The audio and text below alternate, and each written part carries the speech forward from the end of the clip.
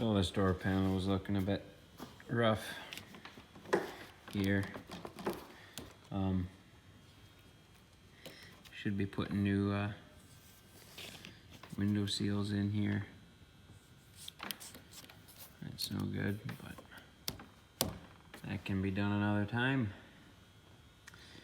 So I got this stainless panel put on here, and I think that'll look a lot better.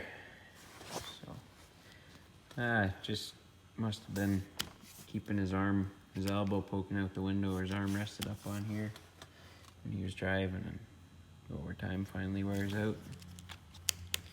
So, oh well, no biggie. It's a good excuse to put a little more chrome on anyway. Alright, something's been bothering me here.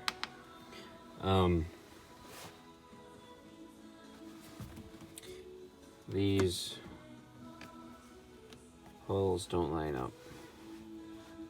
These ones almost would. I think it's probably just from the way the piece is made. Like, it's about 1/2 inch short of the hole, but here they don't even line up on these two.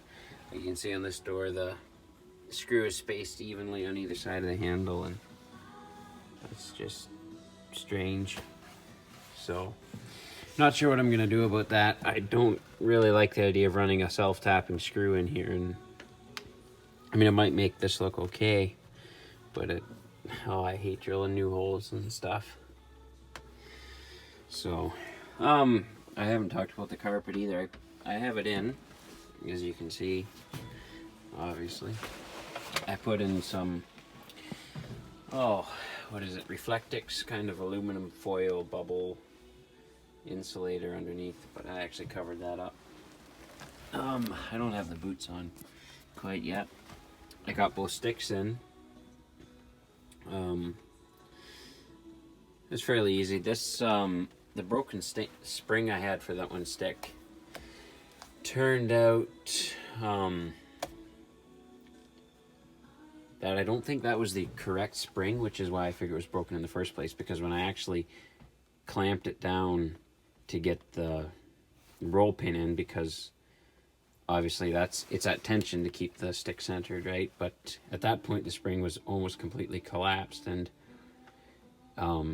putting all your down pressure, full body weight on the stick down to compress it enough to get the bolt through the side of the ball to hold the stick in just wasn't possible. So what I actually ended up doing was drilling about 1/2 inch higher up the stick and making a new hole for the roll pin to let that spring sit a bit higher. And now it feels beautiful. So that's a relief to get both of these sticks back in. You know, the truck can move around now. I have to obviously get get the seats put back in on the new carpet. Which leads me to another thing I found disappointing is in this experiment with the dye. I mean, this carpet looks awesome. Really does. It's about as good as I could hope for. It might not look quite as good on the camera, but color matching it is really close. So it makes it a lot more annoying when I discovered that the second this carpet gets wet again, it immediately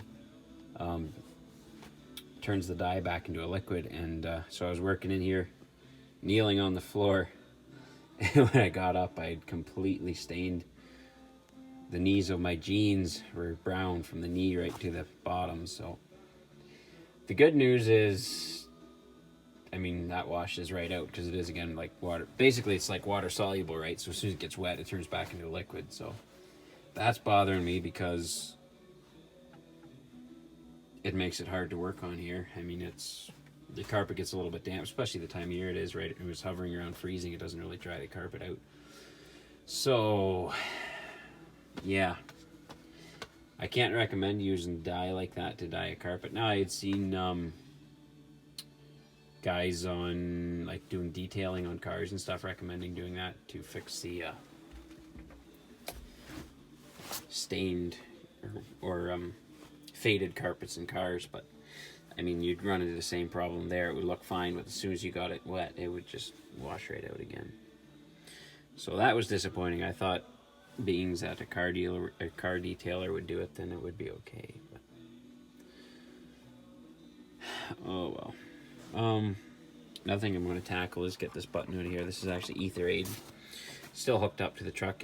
I'm not sure if it works or not, but I don't want ether aid on here.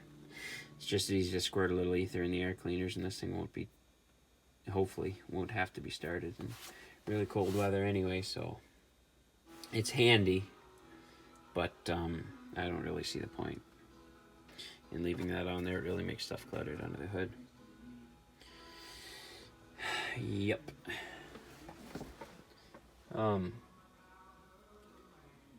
Yeah, so I'll keep plugging along here.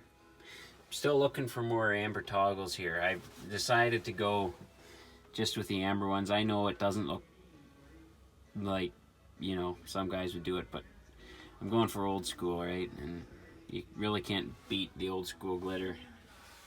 These old school glitter knobs with the switches, I think that's going to look pretty sharp once I get all that matching and put together.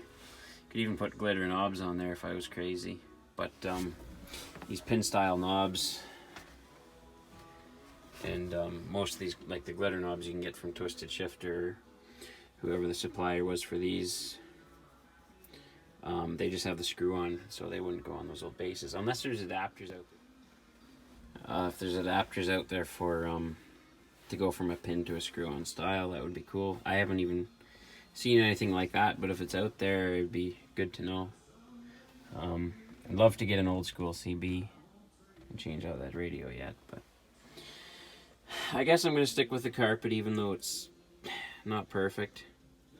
It wasn't too hard to get it all cut around there. It's not fancy by any means, but I kind of went with more than less, so it kind of covers up the yoke there. But yeah, I'm looking forward to getting some amber footwell lighting in here too. Yeah. So what I've noticed here is this is the stainless trim here, and this is the actual door piece. Seems there's two styles. There's a 3-hole and the 2-hole. I did see one on Facebook that had that 3-hole setup, like on a factory door. So I guess there was 2 different styles they were making. The only ones I've actually seen in real life are this 2-hole style, and it doesn't match up to this part. So I guess that's something to look for when you're getting these chrome sills. I haven't even looked to see if they do make a 2-hole one and a 3-hole one. I've never seen it differentiated that way. I've just seen, you know, the stainless sill. So something to look for when you're buying chrome pieces then for the door sills.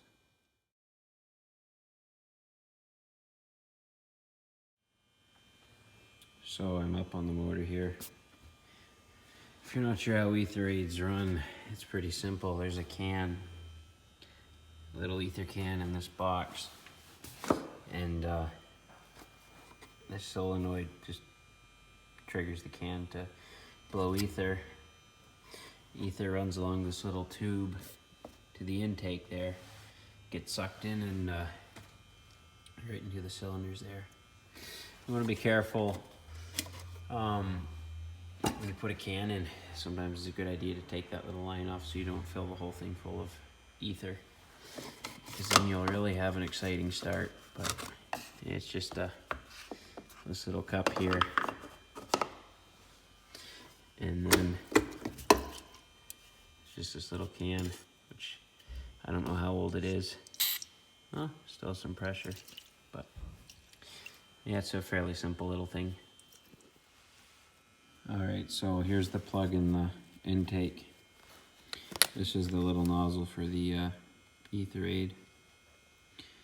Now this is aluminum, and this is a brass plug. So obviously when you're working with brass, especially going into something soft like aluminum, that can be tricky to get threaded. So, you know, I'm not a big fan of power tools, and I mean, sometimes it makes sense, sometimes it don't, especially on little stuff like this. Like even using something with a ratchet with a long handle or something like that, that it's going to give you more power than you realize you got to be careful with this stuff. Never force it. So got that in. I also wrapped it with this Teflon here. And the reason I did that is because this is before the turbo, but after the filter. So if any air gets in here, it'll be dirty air running through the engine. So if I had stripped that or done something, wrecked the threads, I'd have been stuck because I wouldn't have been able to get this plug in. I'd pretty much have to just get this welded shut again. So, you know, take your time. Usually taking your time is the best way to save time, I guess. So that'll be a quick little thing. And I know Ether 8's handy, but I want to get rid of as much of the clutter around the engine as I can. Keep it looking neat. I also noticed I'm leaking a bit of water out of that housing there, so, or that hose. So I'm gonna have to take a look at that.